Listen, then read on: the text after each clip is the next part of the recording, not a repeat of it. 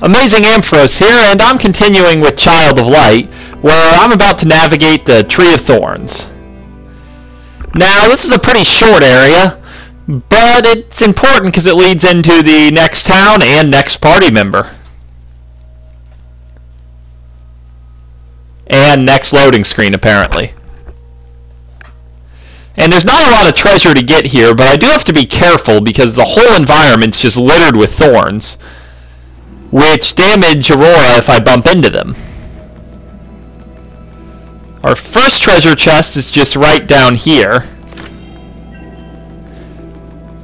And then we kind of have to zigzag up a bit through here and up here past this guy.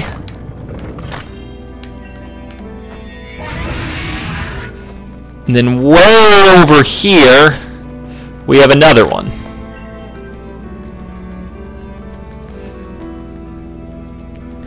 Whereas we have to drop down to get this one well guarded by this guy.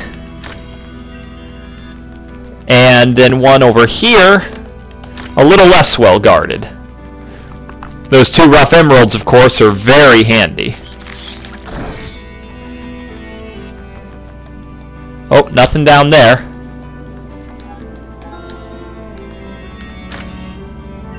Then we get that guy, and heading up leads to an optional boss, but I'm actually going to come back to him in just a minute, because I can get a little more treasure and the next party member first.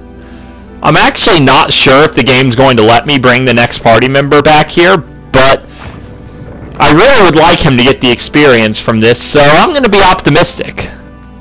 And there's a confession hidden up here. It is, of course, just as cryptic as all the other ones.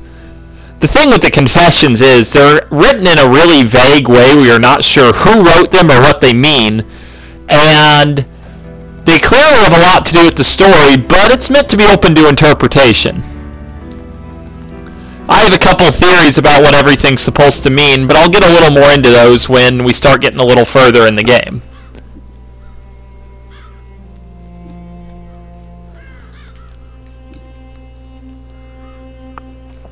And we've just arrived at Capelli village, where it appears there are a lot more crows than people right now.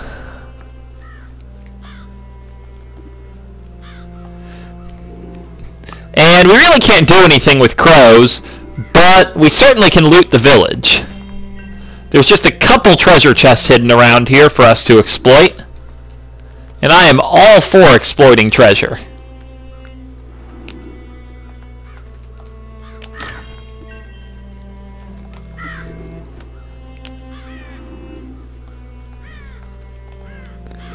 And we go this way, and we're going to meet Finn, who's our third party member.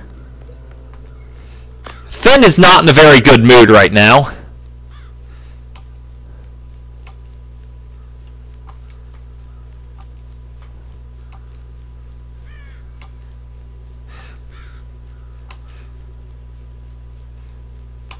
Basically, the Dark Queen cursed all of the villagers into crows, but he has to go down into the well to cast a spell to cure them.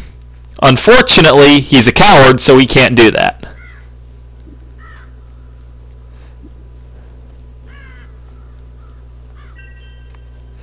But we're going to enter on our own.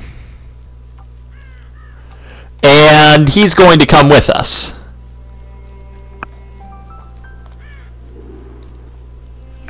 And like Finn has been saying, he's a caster. His whole gimmick is he casts magic, and pretty powerful magic too. In the long run, Aurora's better at the whole magic thing with her light magic, but in the short term, Finn is going to be extremely important because he can hit on any element we want, other than light, but a lot of enemies are not weak to light. And in terms of his trees, they're actually really symmetrical. His left tree here levels up water, magic, and defend.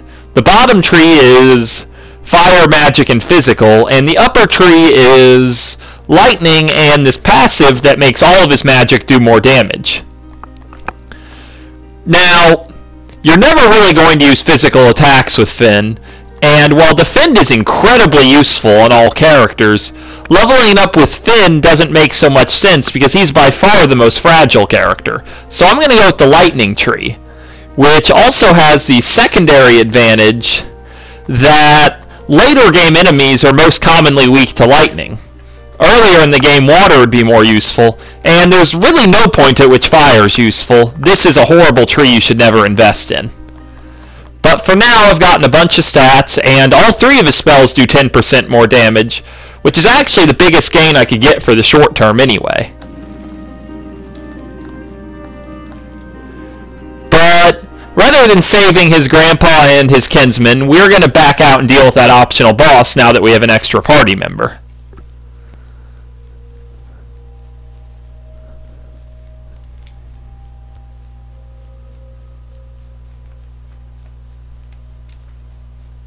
I truly do not understand how a digital game has these kind of load times. But oh well.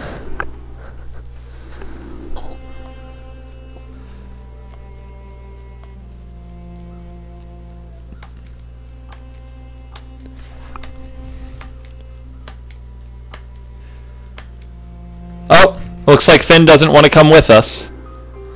Oh well. I was really just experimenting there. I know it looks a little silly to do that sort of experiment in the video, but because this game auto-saves all the time, I really had no way to know whether that would work or not. I actually think all of the party members in this game are optional at one point or another. You can just kind of skip helping them, and you can end the game with Aurora alone, if you did a whole lot of grinding to be able to actually win fights with Aurora alone. But I guess Aurora and Rubella are going to have to take on this optional boss by themselves, which makes me kind of sad. But, oh well. Head up here.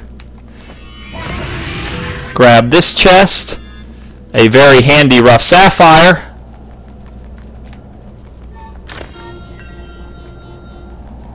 At least I thought he was up here.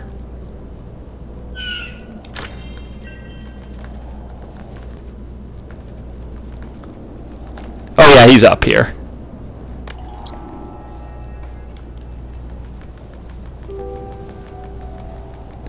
And here he is. I'm going to check out my oculi, see if I can help myself any. I don't think I really can.